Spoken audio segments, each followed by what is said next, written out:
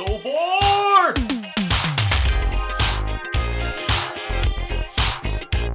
Ladies and gentlemen, welcome back to HometownTCG. My name is Josh, and if you guys are anything like me, you are struggling right now with the lack of things going on for Flesh and Blood. There's no new releases. There's no spoilers. There's no big competitive events coming up. Oh, I just want something to happen so desperately. But that's what we're going to stave off today. We are going to fight that boredom, and I'm going to give you guys kind of my plan and a couple things I want to accomplish and that I think you should accomplish as well before Everfest spoilers, before Everfest starts to drop and everything gets crazy again. So let's get into kind of some of these things I want to do. But before we do, I'm going to announce the winner of the video giveaway from Monday. So sometime today I'm going to pick a winner. If you haven't watched that video, go back right now, pause, go back and watch it. Find out how you could win a Hometown TCG playmat, and then come back to this video right away. I'm going to pick a winner today, so look out in the comment section for that winner. In the meantime, guys, there's not a lot going on in the FaB community, and frankly, we got to do something. We got to do something to spice it up, to bring our love for the game back around, and I got a couple things I want to do.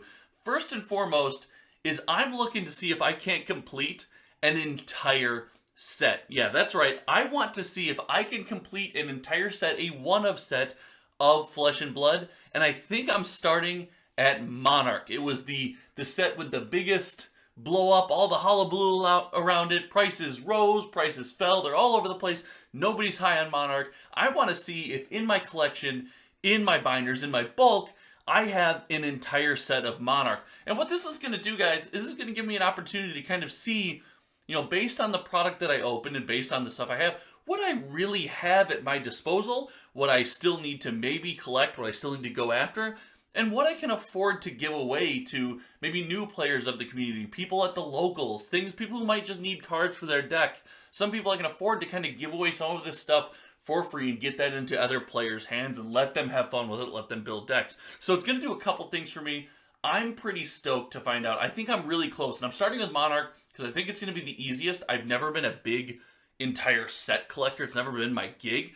But I figure in this downtime, it's a great place to start, and I think it's the closest I'm going to be, if I had to guess. It's either Monarch or Welcome to Wraith that I have the entire set. And yes, I'm going to look for Fable 2, but you can come up with your own rules. Say, you know, maybe you want a play set of everything from the set. Maybe you want one of everything. Maybe you want one of every foil.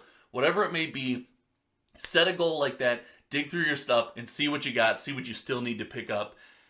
And while we're talking about digging through that stuff, the next thing I'm going to do is something that I'm sure nobody here is a fan of, but we got to do it. Before all the Everfest product starts rolling in, before I start ripping packs, building new decks, throwing stuff all over the Hometown TCG studio, it's time to finally dig in and organize that bulk. And that goes not only for the heroes that maybe you haven't played and that you want to play, but this goes for the heroes that maybe you're not so great at playing against. I know us competitive players are always looking for an edge. We're always looking for a way to get a leg up at the next event. We're always looking to learn more about Flesh and Blood, and there's tons to dig into.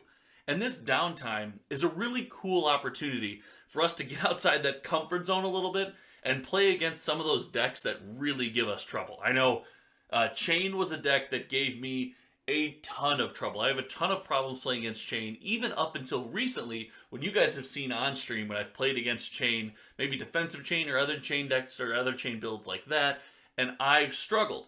But over time, after playing the matchup over and over and over, and being diligent about learning, what do I think I'm doing right, what do I think I'm doing wrong, I was able to kind of get myself over that hump and be a little more competitive against the deck. This is a really great time for all you guys to do the same. I encourage everyone not only to play those decks, again, the heroes that you want to play, kind of explore a little bit, but play the matchups that you struggle with. Play the decks you might not like to play against, and learn how to get those wins. It's a great time, and it's an awesome opportunity to get a little bit better at Flesh and Blood. And this kind of leads into the next thing I plan on doing, and it's something that I think I'm going to start doing a lot more of here on this channel, and that's building around cards I love.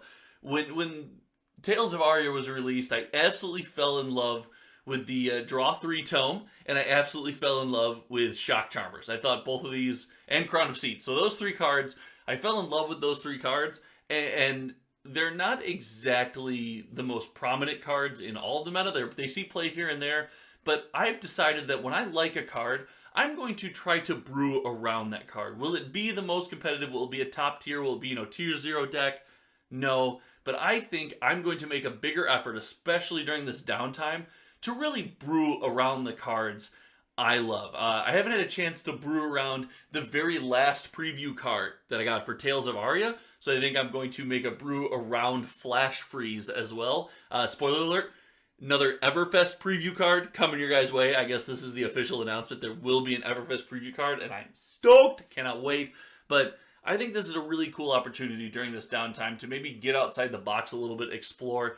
And who knows, as players, we might trip and fall into a strategy or a series of cards or something like that we didn't see being viable or competitive. So I think we got to do that. I can't wait to do it. I think my first commitment is definitely going to be kind of an Earth-centric Briar build, using Shock Charmers to get value out of our embodiments, using Crown of Seeds, using Draw 3 Tome, not only for the art, but just because... Is there a better feeling in card games than drawing cards? Like, is that... I can't be alone. I mean, Gorganian Tome, Sonata Arcanix, Draw 3 Tome. I'm going to draw so many cards in this deck. I think I'm going to take the time. I'm going to brew around that. I'm pretty stoked to go ahead and make that happen. I encourage you guys to do the same. And this is a good time. Let me know in the comments below if you're planning on brewing some new decks. If you're planning on brewing around some new cards, what's your pet card? What's the card that you're like, I have to play this card. I want to see it work. I cannot wait. Let me know your pet card in the comment section below. I can't wait to hear what you guys are coming up with. So yeah, brew around those cards, kind of explore, really get your teeth your teeth sunk into the set, and maybe find out some stuff you didn't already know. Let's transition into some stuff we don't know to some stuff we might be a little more uncomfortable with. And I want to play some formats that I wouldn't otherwise play in this downtime. And for me, that means Ultimate Pit Fight and Commoner. I'm going to dig in a little bit to Commoner is going to be my main focus. I know, big shout out Kitchen Table TCG has been doing a ton of Commoner content recently. I want to dig into Commoner. I want to play some Commoner decks, kind of get a feel for the format, get a feel for how everything plays. I'm super stoked for that because it's just a new avenue to look at the game.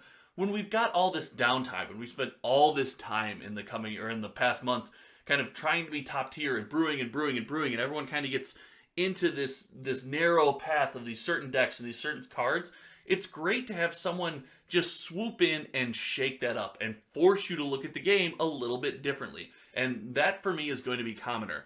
I know I also mentioned that I'm going to be looking into Ultimate Pit Fight. Spoiler alert, guys, I think Ultimate Pit Fight needs some work.